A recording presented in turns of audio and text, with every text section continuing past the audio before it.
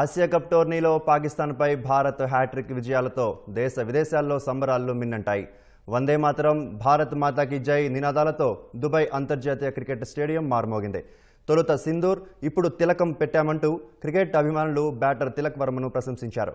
నియంత్రణ రేఖ ఎల్ఓసి వెంట సైనికులు క్రికెట్ అభిమానులతో కలిసి నృత్యాలు చేశారు. అర్ధరాత్రి జమ్మూ కాశ్మీర్ వీధులు జనసంద్రంగా మారాయి. త్రివర్ణ పతాకాలు పట్టుకొని విజయోత్సవ ర్యాలీ నిర్వహించారు.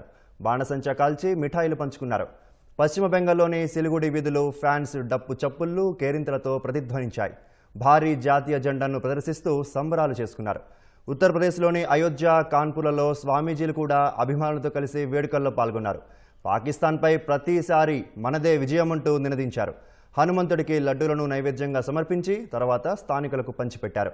ఆపరేషన్ సింధూర్ తర్వాత మరోసారి మైదానంలో ప్రతీకారం తీర్చుకున్నామంటూ హర్షం వ్యక్తం చేశారు. ఛత్తీస్గఢ్ సుక్మా జిల్లాలో సిఆర్పీఎఫ్ జవాన్లు ఎగిరి గంతులేశారు. ముంబై, బెంగళూరు నగరాల్లో చిన్న పెద్ద తేడా లేకుండా టీమిండియా జెర్సీలు ధరించి వీధుల్లోకి వచ్చిన అభిమానులు బాణసంచా కాల్చి సంబరాలు చేసుకున్నారు.